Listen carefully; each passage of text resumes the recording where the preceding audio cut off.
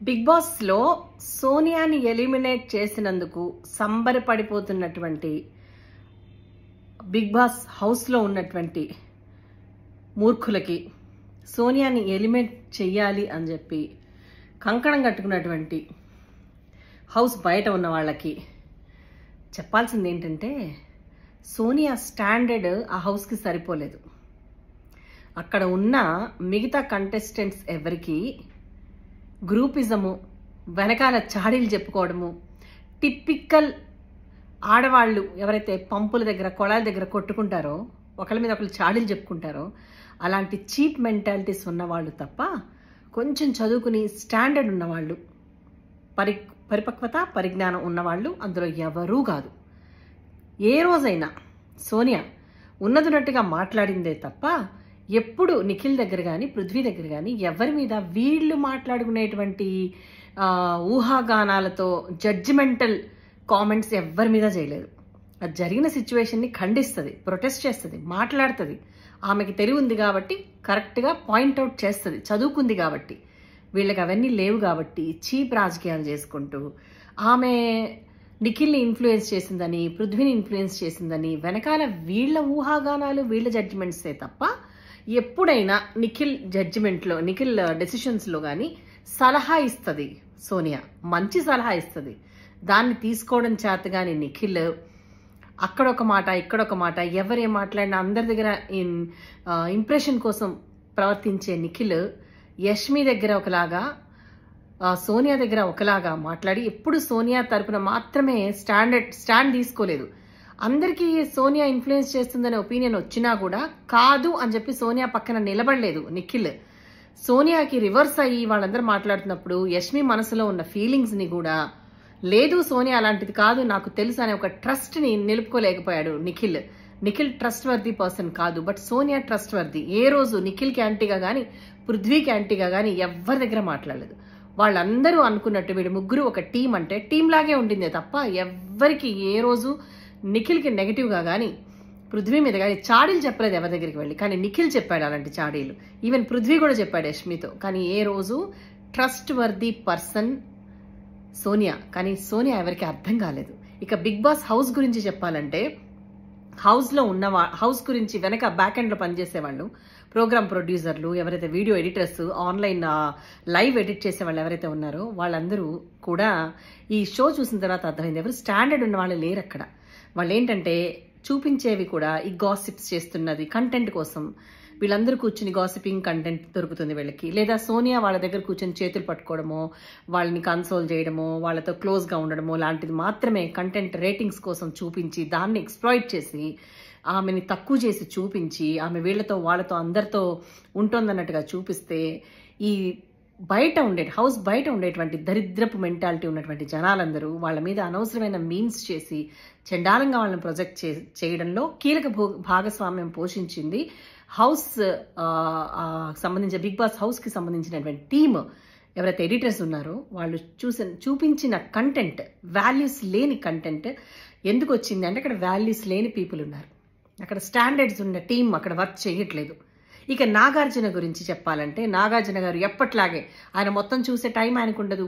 వీళ్ళు ఎడిట్ చేసిన కొన్ని పాయింట్స్ మాత్రమే ఎపిసోడ్ ఎండింగ్లో ఒక క్లారిటీ కోసం కొంత స్క్రిప్ట్ ఆయనకి ఇచ్చి కొన్ని సీన్స్ మాత్రమే ఆయనకు చూపిస్తారు. కాబట్టి ఆయనకి ఎవరి క్యారెక్టర్స్ మీద అవగాహన అంచనా లేదు. ఆయన ఏదంటే అది మాట్లాడతాడు. సోనియాని నుంచోబెట్టి సోనియాని అందరూ బ్లేమ్ చేస్తుంటే అది నిజం అన్నట్టుగా మాట్లాడతాడే తప్ప సోనియా క్యారెక్టర్ ఏంటి అన్నది ఎప్పుడు ఆయన తెలుసుకోవడానికి ట్రై చేయలేదు. So it's a failure of the house, Bigg Boss house team అందరూ కలిసి ఒక్క అమ్మాయిని టార్గెట్ చేసి, ఒక్క ఆడపిల్లని ఎదుర్కోలేక టార్గెట్ చేసిన ఫూల్స్ వీళ్ళందరూ. ఆ అమ్మాయిని బయటికి రావాలని కోరుకున్న వాళ్ళు, ఆవిడ మీద మీమ్స్ చేసిన వాళ్ళందరూ పెద్ద ఫూల్స్ అనమాట. సోనియా ఒకటే చెప్తున్నా, ఈ హౌస్ నీ స్టాండర్డ్ కాదమ్మా, నువ్వు అస్సలు వర్రీ అవ్వాల్సిన అవసరమే లేదు. ఇప్పుడు నీకు అర్థమైంది నీ చుట్టూ ఉన్న జనాలు ఎలా ఉన్నారు, ఈ ప్రపంచం ఎలా ఉంది, అజ్ఞానులు ఎలా ఉన్నారు. ఒక్క మాటను పట్టుకుని వేలాడడం తప్ప వాళ్ళ మీద వాళ్ళకి నమ్మకం లేదు. ఇంకా క్లియర్గా చెప్పాలంటే they are all insecure. Sonia ఒక్కటి టైగ్రస్, ఆమెను చూసి ఇన్సెక్యూర్ అయ్యి భుజాలు దడుకొని భయపడిపోయి ఆమెను ఎలాగైనా వెళ్ళగొట్టాలని కంకణం కట్టుకున్నారు వీళ్ళందరూ. ఇక చెప్పాలంటే నిఖిల్ టీం ఏదైతే ఉందో కొంచెం వాల్యూస్ ఉన్న టీంగా వీళ్ళు ఉన్నారు ఈ టీంలో ఉన్న వాళ్ళందరూ. కానీ నిఖిల్ ఫెయిల్యూర్ ఏంటంటే హీఈస్ నాట్ ట్రస్ట్ వర్ది. అందరి దగ్గర బాగుండాలి, అందరి నమ్మకం పొందాలి అని చెప్పేసి ఎవరైతే తన కోసం ఉన్నారో ఆమెని కాపాడలేకపోయాడు నిఖిల్. ఇక పృథ్వీని పెద్దగా సీరియస్గా తీసుకోవాల్సిన అవసరం లేదు. అంత నాలెడ్జ్ అంత ఇది అతనికి లేదు, కన్నింగ్నెస్ కూడా పృథ్వీకి లేదు, స్ట్రైట్ ఫార్వర్డే. కానీ ఇవన్నీ తెలియదు పృథ్వీకి, కాబట్టి పృథ్వీని నేను కన్సిడర్ చేయట్లేదు. నిఖిల్ తెలిసి ఉండి కూడా సోనియాను ఒంటరిని చేసేసి అందరిలో బ్యాడ్ చేయడంలో మేజర్ పాత్ర పోషించింది నిఖిల్. సోనియా చెప్పింది ఏంటి, అతను బయటకు వచ్చి ప్రొజెక్ట్ అయింది ఏంటి, వాళ్ళందరి దగ్గర నెగిటివ్ అవుతుంది కూడా గ్రహించకుండా, సోనియా గురించి ఆ నెగిటివిటీ తీసేయకుండా సోనియాని బయటకు పంపించాడు నిఖిల్. అంటే ఇప్పుడు మణికంఠ కన్నా తీసిపోయిందా సోనియా? విష్ణుప్రియ కన్నా ఇన్ఎలిజిబుల్లా సోనియా? అసలు విష్ణుప్రియ హౌస్లో ఎందుకు పనికొస్తుంది? ఏం చేయడానికి పనికొస్తుంది? పనికి మారిన సొల్లు యాక్టింగ్లు చేయడానికి, చిన్నపిల్లలాగా యాక్ట్ చేస్తూ, she's not innocent, she's very smart. చిన్నపిల్లలాగా యాక్ట్ చేస్తూ పబ్బం గడుపుకుంటూ పనులు చేయకుండా, వంటలు వార్పులు చేయకుండా, ఎవరికి హెల్ప్ చేయకుండా తన ఇన్నోసెన్స్ అనేటువంటి ఒక మాస్క్ వేసుకుని డ్రామా చేస్తుంది విష్ణుప్రియ. చిన్నపిల్లలాగా యాక్టింగ్లు చేసుకుంటూ, పృథ్వీతో రొమాన్సులు చేసుకుంటూ, అసలు ఏమన్నా ఎలిజిబిలిటీ ఉందా విష్ణుప్రియకి హౌస్లో ఉండడానికి? ఫస్ట్ ఎలిమినేట్ అవ్వాల్సింది విష్ణుప్రియ, ఏ మాత్రం అర్హత లేని క్యాండిడేట్. ఇక మణికంఠ కన్నా కూడా తీసిపోయిందా సోనియా? మణికంఠకు ఒక మాట మీద నిలబడే ఇది ఉందా? చప్పల చిత్తం, ఎప్పుడు ఏం మాట్లాడతాడో ఎప్పుడు ఏడుస్తాడో తెలియదు, స్ట్రెంగ్త్ లేదు, ఆడలేడు, మెంటల్ బ్యాలెన్స్ లేదు. అలాంటి వాడికన్నా తీసిపోయిందా సోనియా? సో సోనియా బలానికి సోనియాని తట్టుకోలేకపోయారు మీరందరూ.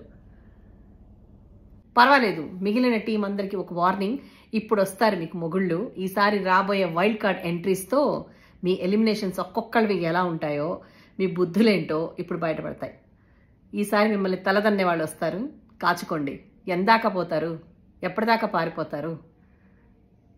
So shame on the team who are remaining in the house. చూద్దాం, ముందుంది ముసళ్ళ పండగ. Sonia, proud of you. ఏం భయపడాల్సిన అవసరం లేదు. నువ్వు చాలామంది నాలాంటి వాళ్ళ మనసు గెలుచుకున్నావు. బిగినింగ్లో నువ్వు రాగానే బేబెక్క గురించి నెగిటివ్గా చేసినందుకు, నెగిటివ్గా మాట్లాడినందుకు, ఆ కుక్కర్ విషయంలో కొంచెం అగ్రెస్ అయినందుకు నేనే తప్పుగా అనుకున్నాను నిన్ను. నేనే నీ మీద కొంచెం నెగిటివ్గా వీడియో చేశాను. బట్ ఓవరాల్గా ఎవ్రీడే లైవ్లో నేను చూసిన తర్వాత నువ్వేంటో అర్థమైంది. ఎవరి గురించి నువ్వు నెగిటివ్ ఆశించలేదు, ఎవరిని నువ్వు వీళ్ళలాగా నీచమైన చీప్ కామెంట్స్ నువ్వు చేయలేదు, ఎవరి కీడు నువ్వు ఆశించలేదు. You are true Sonia, don't worry.